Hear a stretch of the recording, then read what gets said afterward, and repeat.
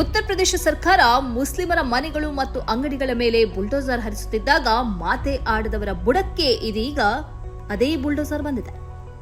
ಉತ್ತರ ಪ್ರದೇಶದ ಮೀರಟ್ನ ಸೆಂಟ್ರಲ್ ಮಾರ್ಕೆಟ್ನಲ್ಲಿ ಭಾರೀ ಪ್ರಮಾಣದಲ್ಲಿ ಬುಲ್ಡೋಸರ್ ಕಾರ್ಯಾಚರಣೆ ನಡೆದಿದೆ. ಇದರ ದೃಶ್ಯಗಳು ಸೋಷಿಯಲ್ ಮೀಡಿಯಾದಲ್ಲಿ ವೈರಲ್ ಆಗಿದ್ದು, ಇಲ್ಲಿನ ಹಿಂದೂ ವ್ಯಾಪಾರಿಗಳು ಎದೆ ಬಡಿದುಕೊಂಡು ತಮ್ಮ ಆಕ್ರೋಶ ಮತ್ತು ಸಂಕಟ ಹಂಚಿಕೊಳ್ಳುತ್ತಿದ್ದಾರೆ.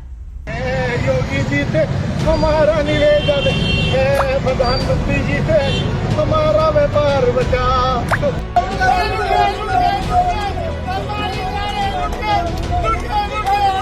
मेरे तो आंसू भी सूख गए हैं.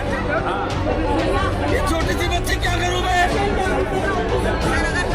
लेकर जाऊंगा मैं इसे. ಒಂದು ಕಡೆ ಅಂಗಡಿಗಳನ್ನ ಮತ್ತು ಮನೆಗಳನ್ನ ಬುಲ್ಡೋಸರ್ ಕಿತ್ತು ಹಾಕ್ತಾ ಇದ್ರೆ, ಇನ್ನೊಂದು ಕಡೆ ಇದರ ಮಾಲೀಕರು ಎದೆ ಬಡಿದುಕೊಂಡು ಕಣ್ಣೀರು ಹಾಕ್ತಾ ಪ್ರತಿಭಟಿಸುತ್ತಿದ್ದಾರೆ.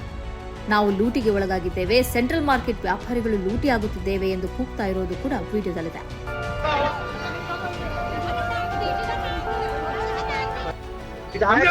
क्षेत्र के विधायक है, वो मंत्री हैं. वो सुअर है साला सुअर है. मैं तो सुना कितने गाली दूं सबका. ಉತ್ತರ ಪ್ರದೇಶ ಸರ್ಕಾರ ಬುಲ್ಡೋಸರ್ ಅನ್ನ ಒಂದು ಆಯುಧವಾಗಿ ಬಳಸಿಕೊಳ್ತಿರುವುದು ಇದು ಮೊದಲಲ್ಲ. ಅಪರಾಧ ಪ್ರಕರಣದಲ್ಲಿ ಮುಸ್ಲಿಂ ವ್ಯಕ್ತಿ ಆರೋಪಿಯಾದರೆ ತಕ್ಷಣ ಆತನ ಮನೆಗೆ ಮತ್ತು ಅಂಗಡಿಗೆ ಯೋಗಿ ಸರ್ಕಾರ ಬುಲ್ಡೋಸರ್ ಕಳಿಸುವುದು ಇತ್ತೀಚಿನ ವರ್ಷಗಳಲ್ಲಿ ಮಾಮೂಲಾಗಿದೆ. ಇಂತಹ ಸಂದರ್ಭದಲ್ಲಿ ಅಲ್ಲಿನ ಬಹುಸಂಖ್ಯಾತ ಹಿಂದೂಗಳು ಪ್ರತಿಭಟಿಸಿದ್ದು ಕಡಿಮೆ. ಸರ್ಕಾರ ಏನಿದ್ರೂ ಮುಸ್ಲಿಮರನ್ನ ಮಾತ್ರ ಟಾರ್ಗೆಟ್ ಮಾಡುತ್ತೆ. ಹಿಂದೂಗಳು ಇದರಿಂದ ಸೇಫ್ ಎಂಬ ನಂಬಿಕೆ ಅವರೆಲ್ಲರಲ್ಲೂ ಇತ್ತು. ನಾವು ಬಿಜೆಪಿಗೆ ಮತ ಚಲಾಯಿಸಿದ್ದೇವೆ, ಆದ್ದರಿಂದ ನಮ್ಮ ಮನೆಗಳು ಮತ್ತು ವ್ಯಾಪಾರಿ ಮಳಿಗೆಗಳು ತೊಂದರೆಗೆ ಒಳಗಾಗುವುದಿಲ್ಲ ಎಂದೇ ಅವರೆಲ್ಲ ನಂಬಿದ್ದರು. ಮಾತ್ರ ಅಲ್ಲ, ಮುಸ್ಲಿಮರ ಮನೆಗಳ ಮೇಲೆ ಬುಲ್ಡೋಸರ್ ದಾಳಿ ಮಾಡುವಾಗ ಅದನ್ನು ತಮ್ಮದೇ ರೀತಿಯಲ್ಲಿ ಸಮರ್ಥಿಸಿಕೊಂಡಿದ್ದರು ಎಂಬ ಆರೋಪ ಇದೆ. ಇದೀಗ ಅದೇ ಗುಂಪಿನ ವ್ಯಾಪಾರಿಗಳು ಎದೆಗೆ ಬಡಿದು ದುಃಖ ವ್ಯಕ್ತಪಡಿಸ್ತಾ ಇದ್ದಾರೆ. ತಮ್ಮ ಮನೆಗಳನ್ನ ಮತ್ತು ಅಂಗಡಿಗಳನ್ನ ಯೋಗಿ ಸರ್ಕಾರದ ಬುಲ್ಡೋಸರ್ ನಾಶ ಮಾಡ್ತಾ ಇದೆ ಎಂದು ಆಕ್ರೋಶ ವ್ಯಕ್ತಪಡಿಸುತ್ತಿದ್ದಾರೆ. योगी जी से हमारा निवेदन है, प्रधानमंत्री जी से हमारा व्यापार बचा दो, हमारा व्यापार बचा दो, हमारा व्यापार बचा दो. ये सब देख के बहुत रो रहे हैं. हमें क्या करेंगे? हमारा किसी के सील लगा दी, किसी के तोड़ दिए. इतने पुराने अब घर छीन रहे हैं. ನಾವು ಇಲ್ಲಿ 30-40 ವರ್ಷಗಳಿಂದಲೂ ಅಂಗಡಿ ನಡೆಸ್ತಾ ಇದ್ದೇವೆ, ತೆರಿಗೆ ಕಟ್ತಾ ಇದ್ದೇವೆ. ಇದರಿಂದಾಗಿ ಸಾವಿರಾರು ಕುಟುಂಬಗಳು ಬದುಕ್ತಾ ಇವೆ. ಆದರೆ ಯೋಗಿ ಸರ್ಕಾರದ ಬುಲ್ಡೋಸರ್ನಿಂದಾಗಿ ಈ ಕುಟುಂಬಗಳು ಬೀದಿ ಪಾಲಾಗ್ತಾ ಇವೆ ಎಂದು ಎದೆಗೆ ಬಡಿಯುತ್ತಾ ಇರುವ ವ್ಯಾಪಾರಿಗಳು ಆಕ್ರೋಶ ವ್ಯಕ್ತಪಡಿಸ್ತಾ ಇದ್ದಾರೆ, ಜೊತೆಗೆ ನೋವನ್ನ ತೋಡ್ಕೊಳ್ತಾ ಇದ್ದಾರೆ. ಇದೇ ವಿಡಿಯೋ ಸೋಷಿಯಲ್ ಮೀಡಿಯಾದಲ್ಲಿ ಭಾರಿ ಪ್ರಮಾಣದಲ್ಲಿ ಹಂಚಿಕೆ ಆಗ್ತಾ ಇದ್ದು, ಅನೇಕರು ಇದಕ್ಕೆ ನಕಾರಾತ್ಮಕ ಅಭಿಪ್ರಾಯವನ್ನು ವ್ಯಕ್ತಪಡಿಸಿದ್ದಾರೆ. ಮುಸ್ಲಿಮರ ಮನೆಗಳ ಮೇಲೆ ಬುಲ್ಡೋಸರ್ ಹರಿತಾ ಇದ್ದಾಗ ನೀವು ಮಿಠಾಯಿ ಹಂಚಿ ಸಂತೋಷ ವ್ಯಕ್ತಪಡಿಸಿದ್ರಿ, ಈಗ ನಿಮ್ಮದೇ ಅಂಗಡಿಯನ್ನ ಅದು ಹುಡುಕಿಕೊಂಡು ಬಂದಾಗ ದುಃಖಿಸ್ತಾ ಇದ್ದೀರಿ ಎಂದು ಟೀಕಿಸಿದ್ದಾರೆ. ಇದು ದ್ವಂದ್ವ ನಿಲುವಾಗಿದೆ. ತಮ್ಮ ಮೇಲೆ ದಾಳಿ ಮಾಡಿದಾಗ ದುಃಖಿಸುವುದು ಮತ್ತು ಇತರರ ಮೇಲೆ ದಾಳಿ ನಡೆದಾಗ ಅವರ ಧರ್ಮವನ್ನ ನೋಡಿ ಸಂತೋಷ ಪಡುವುದು ಸರಿಯಲ್ಲ ಎಂದು ಹೇಳಿದವರಿದ್ದಾರೆ. ನಿಜವಾಗಿ ಈ ಬುಲ್ಡೋಸರ್ ಹರಿಸುವುದಕ್ಕೆ ಸುಪ್ರೀಂ ಕೋರ್ಟ್ನ ಆದೇಶವೇ ಕಾರಣ ಎಂದು ಹೇಳಲಾಗಿದೆ. 1978ರಲ್ಲಿ ಈ ಪ್ರದೇಶದ ನಿವಾಸಿಗಳಿಗೆ ಫ್ಲಾಟ್ಗಳನ್ನು ನೀಡಲಾಗಿತ್ತು. ಆದರೆ ಕ್ರಮೇಣ ಅವರು ಈ ಫ್ಲಾಟ್ಗಳನ್ನು ಅಂಗಡಿಗಳನ್ನಾಗಿ ಬದಲಾಯಿಸಿದರು. ಇಲ್ಲಿ ಆಸ್ಪತ್ರೆಗಳು, ಶಾಲೆಗಳು, ಅಂಗಡಿಗಳು ಇತ್ಯಾದಿಗಳು ತಲೆ ಎತ್ತಿದವು.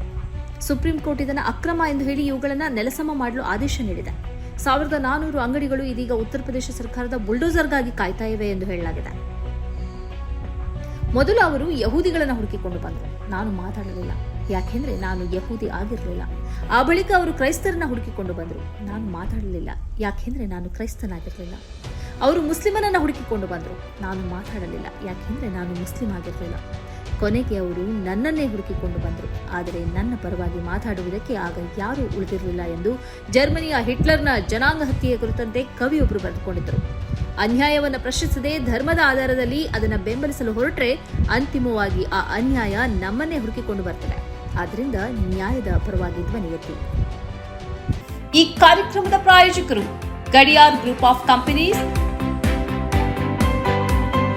Specialised in piling and shoring, engineering consultancy, firefighting, steel structures, real estate. Office, SIT Tower, Silicon Oasis, Dubai, UAE.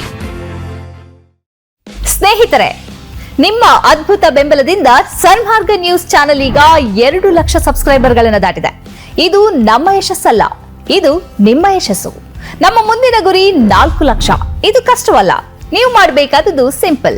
ನೀವು ಸನ್ಮಾರ್ಗ ನ್ಯೂಸ್ ಚಾನೆಲ್ ವಿಡಿಯೋವನ್ನ ನಿಮ್ಮ ಸ್ನೇಹಿತರಿಗೆ, ಕುಟುಂಬದವರೊಂದಿಗೆ ಹಂಚಿಕೊಳ್ಳಿ ಮತ್ತು ಅವರಲ್ಲೂ ಸಬ್ಸ್ಕ್ರೈಬ್ ಮಾಡಲು ಹೇಳಿ. ನೀವು ಶಕ್ತಿಯನ್ನು ಕೊಡಿ, ನಾವು ನಿಖರ ಸುದ್ದಿ ಕೊಡ್ತೇವೆ. ಧನ್ಯವಾದಗಳು.